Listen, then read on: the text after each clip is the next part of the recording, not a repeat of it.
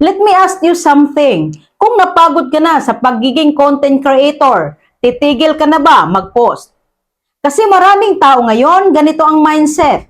Pag wala ng views, stop na. Pag wala ng engagement, quit na. Pag hindi na kumikita, ayoko na. But here's the real question. Content creator ka ba o results chaser ka lang?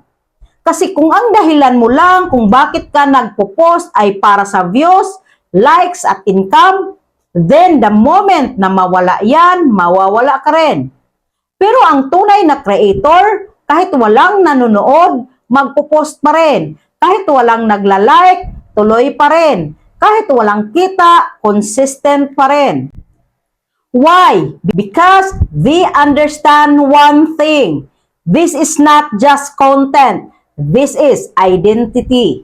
Hindi ka lang nagpo-post para sumikat. Nagpo-post ka dahil may mensahe ka. Hindi ka lang nagko-content para kumita. Nagko-content ka dahil may gusto kang mabago. Let me tell you a truth most people don't want to hear. You don't stop because it's hard. You stop because you lost your reason. Kaya kung dumating ka sa point na gusto mo nang umayaw, don't ask, magpo-post pa ba ako? Ask yourself, bakit ba ako nagsimula?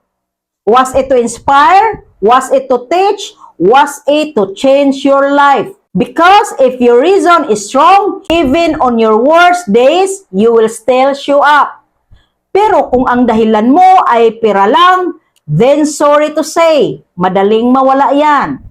Now, listen carefully. You don't need to feel motivated every day. You just need to stay committed. Hindi araw-araw ganado ka. Hindi araw-araw may energy ka. Pero ang tanong, kaya mo bang magpakita kahit wala ka sa mood?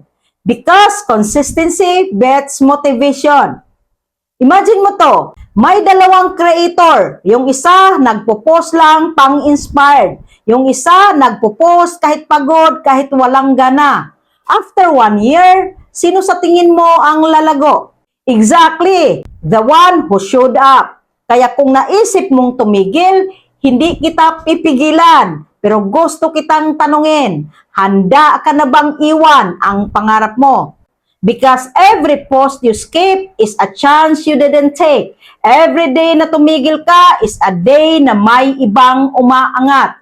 This is not to pressure you. This is to remind you na hindi ka nagsimula para sumuko sa gitna. Nagsimula ka dahil may pangarap ka. So kung pagod ka, magpahinga ka, pero huwag kang titigil. Kung nawalan ka ng gana, mag-reset ka. Pero wag mong iwan. At kung feeling mo wala nang nangyayari, trust the process. Because one day, yung consistency mo ngayon, magiging success story mo bukas. So again, kung aayaw ka na sa pagiging content creator, hindi ka na ba magpo-post? Or magpo-post ka pa rin kahit mahirap, kahit mabagal, kahit walang kasiguraduhan? Because deep inside, alam mong hindi ka ginawa para sumuko.